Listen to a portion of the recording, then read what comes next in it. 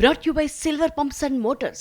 Top quality और consistent performance के लिए सिर्फ सिल्वर पंप्स नाम याद रखना.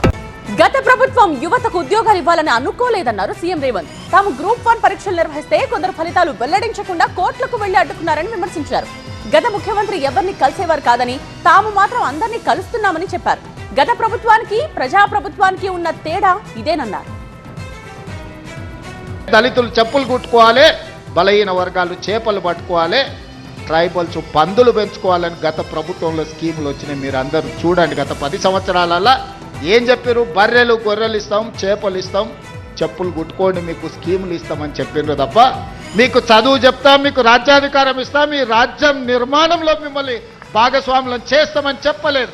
పల్లెల్లో పేదరికంలో మగ్గిపోయిన మా పిల్లోడు చదువుకుంటే మా జీవితాలు బాగుపడతాయి, దాంతో మా తర్వాతి తరాలు బాగుంటాయన్న ఆలోచనతో చదివిస్తే ఉద్యోగ నోటిఫికేషన్లు ఇవ్వకుండా 10 సంవత్సరాలు వాళ్ళ జీవితాలతో చెలగాటమాడిన వాస్తవం కాదా? మీ కుటుంబంలో పార్లమెంట్ కోడిపోతే 6 నెలలు తిరగకుందే. ఏ రాజు, ఎవరా అమ్మాయి? ఇది మ్యారేజ్ ఇన్విటేషన్ కాదు, నేను కొత్త బిజినెస్ స్టార్ట్ చేస్తున్నాను. కానీ ఎలా? బాస్ వాలా. Be the boss. ఉద్యోగం ఇచ్చుకున్నారు. మీ బంధువులను ప్రజలు తిరస్కరిస్తే ఎంబడెంబడే నామినేట్ పదవులు ఇచ్చుకున్నారు. మీ పిల్లలకి ఎప్పుడు ఉద్యోగాలు ఉండాలి, మీ పిల్లలకు పెద్ద పెద్ద ఫామ్ హౌస్లు ఉండాలి, మీరు ఆగర్భ శ్రీమంతులుగా బెంచ్ కార్లలో తిరగాలి. 89% గ్రూప్ 1 పరీక్షల్లో దాదాపుగా ఎస్సీ ఎస్టీ బీసీ మైనారిటీలు ఈడబ్ల్యూఎస్ వాళ్ళు ఈరోజు సెలెక్ట్ అయ్యారు. ఇవాళ నోటి కాడికి వచ్చిన ముద్దను ఎవడో కింద పడేసి మట్టి పాలు చేస్తే ఆ తల్లిదండ్రుల దుఃఖం ఎట్లుంటుందో ఒకసారి ఆలోచన చేయండి. మన పిల్లల్ని ప్రోత్సహించాలి, వాళ్ళని అభినందించాలి, స్వయంగా వాళ్ళని కలవాలి.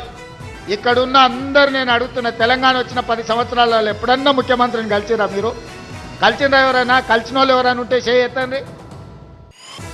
కానీ నేను మిమ్మల్ని రెగ్యులర్ కలుస్తూనే ఉన్నా కదా.